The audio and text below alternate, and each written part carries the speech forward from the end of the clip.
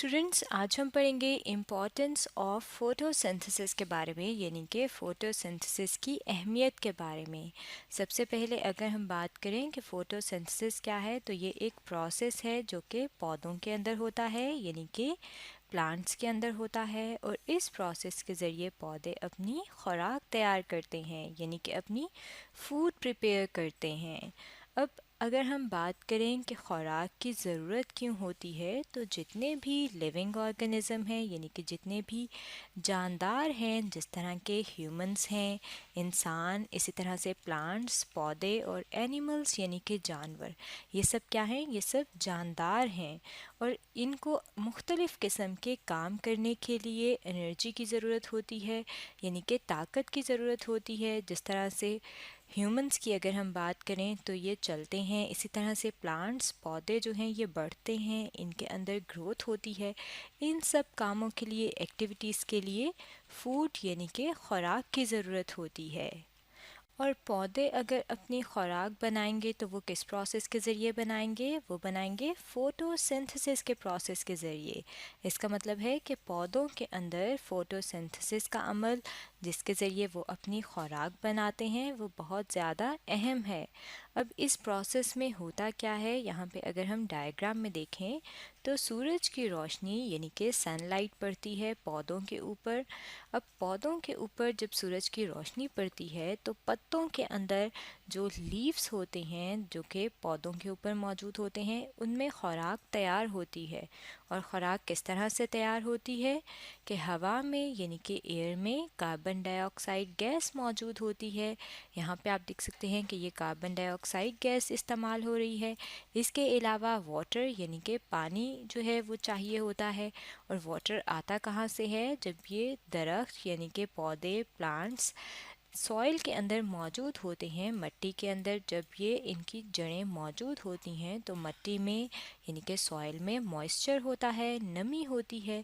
और नमी क्यों होती है? क्योंकि वहाँ पानी मौजूद होता है। जिस तरह से यहाँ पे आपको नज़र आ रहा है कि मिट्टी के अंदर जब पानी के कतरे होते हैं तो वो नमी पैदा करते हैं, मॉइस्चर पैदा करते हैं और जड़ें उस पानी को जज़ब करती हैं।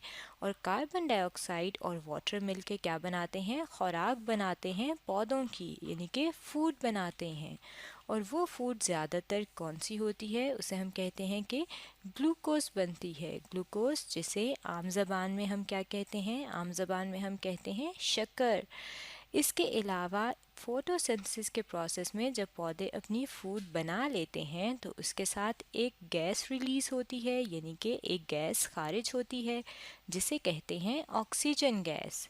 अब ऑक्सीजन गैस जो है, जो कि फोटोसिंथेसिस के प्रोसेस के दौरान बन रही है, अगर हम इसकी बात करें तो इसकी भी जानदार को ज़रूरत होती है, यानी कि जितने भी अगर हम लिविंग ऑर्गेनिजम्स हैं, अगर हम उनकी बात करें तो ह्यूमंस यानी कि इंसान, इनको भी ऑक्सीजन की ज़रूरत होती है। इसके अलावा जो एनिमल्स हैं यानी कि जो जानवर हैं, उनको भी किस चीज़ की ज़रूरत होती है? उनको भी ऑक्सीजन की ज़रूरत होती है। क्योंकि जब इंसान यानी कि ह्यूमंस और जानवर यानी कि एनिमल सांस लेते हैं, ब्रीथिंग करते हैं, तो उसके दौरान वो ऑक्सीजन गैस को अपने अंदर लेके जाते हैं। किसके ज़रिए? मुंह के ज़रिए और नाक के ज़रिए। तो इसका मतलब है कि जो ऑक्सीजन गैस रिलीज़ हो रही है, किस प्रोसेस के ज़रिए? फोटोसिंथेसिस के प्रोसेस के ज़रिए। वो किसके लिए ज़रूरी है? वो ज़रूरी है ह्यूमंस के लिए और एनिमल्स के लिए, यानी कि इंसानों के लिए और जानवरों के लिए। इसका मतलब है कि फोटोसिंथेसिस का प्रोसेस जो है वो पौधों के लिए भी बहुत ज़्यादा अहम है, क्योंकि पौधे इसके ज़रिए अपनी खुराक तैयार करते हैं। और इसी अमल के दौरान जो ऑक्सीजन गैस पैदा होती है वो बहुत ज़्यादा ज़रूरी होती है एनिमल्स और ह्यूमंस के ज़रिए। तो इसका मतलब है कि फ़ोटोसिंथेसिस का प्रोसेस एनिमल्स और ह्यूमंस के लिए भी बहुत ज़्यादा अहम है। तो स्टूडेंट्स, आज हमने पढ़ा है इम्पॉर्टेंस ऑफ फोटोसिंथेसिस, यानी कि फ़ोटोसिंथेसिस के अमल की अहमियत के बारे में।